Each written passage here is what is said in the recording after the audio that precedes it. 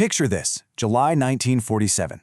In the huge, empty desert of New Mexico, something just falls out of the sky. And what was found in that wreckage?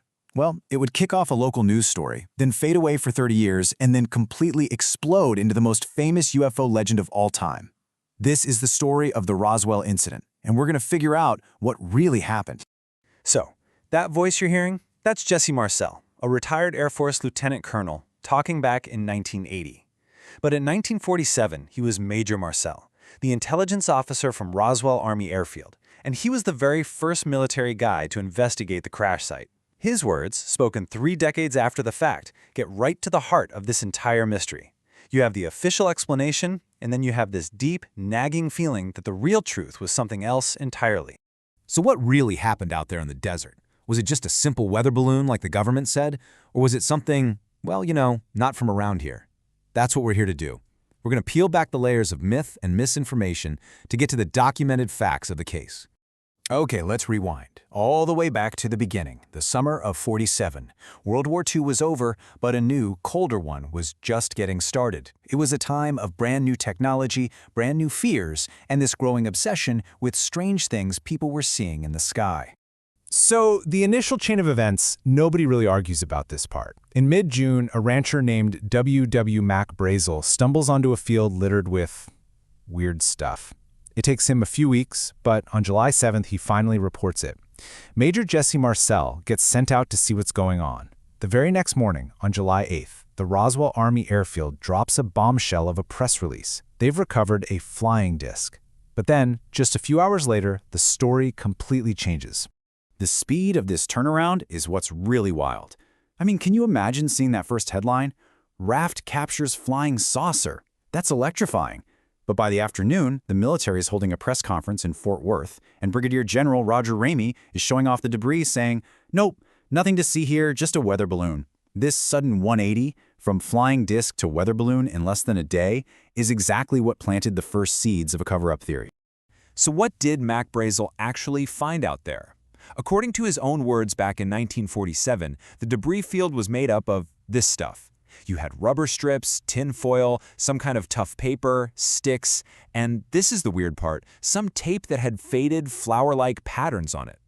Brazel himself said he'd found weather balloons on his ranch before, but this stuff? He said it did not in any way resemble them. And with that, the story just went away. For decades, the Roswell incident was just a forgotten little local news story. Then, in the late 1970s, it came roaring back to life and transformed into the global phenomenon that we all know today. And when I say it came back, I mean it became huge. You've got an entire tourist industry, complete with museums and festivals, that sprung up in Roswell, New Mexico, all of it centered on an event that was basically a historical footnote for 30 years. Just let that sink in for a second.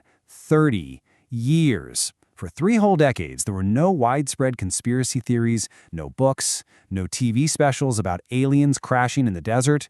The weather balloon story, for all intents and purposes, it had worked. The case was closed. So what changed? Well, it all starts in 1978 when a UFO researcher named Stanton Friedman manages to track down the now retired Jesse Marcel. Marcel, no longer in the military, tells Friedman he's sure the debris was extraterrestrial. Then, in 1980, he goes on TV and says the weather balloon was just a cover story. And that opened the floodgates. Suddenly, books and articles started appearing, adding all these explosive new details that were never, ever mentioned in 1947, the biggest one being the recovery of alien bodies. By the early 1990s, the Roswell legend had gotten so big that the U.S. government just couldn't ignore it anymore.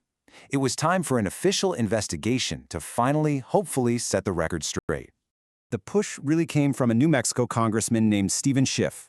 His constituents wanted answers, so he asked the General Accounting Office, which is basically the investigative arm of Congress, to find out if the government was hiding something. The GAO then turned to the Air Force and told them to do a complete top-to-bottom search of their archives. And what the Air Force found in its records wasn't an alien spaceship. It was a top-secret Cold War program called Project Mogul. Now, the idea behind it was pretty ingenious and totally classified. They would use these massive chains of high-altitude balloons to carry super-sensitive microphones way up into the atmosphere, hoping they could listen for the sound waves from Soviet atomic bomb tests happening halfway around the world. And here's the kicker.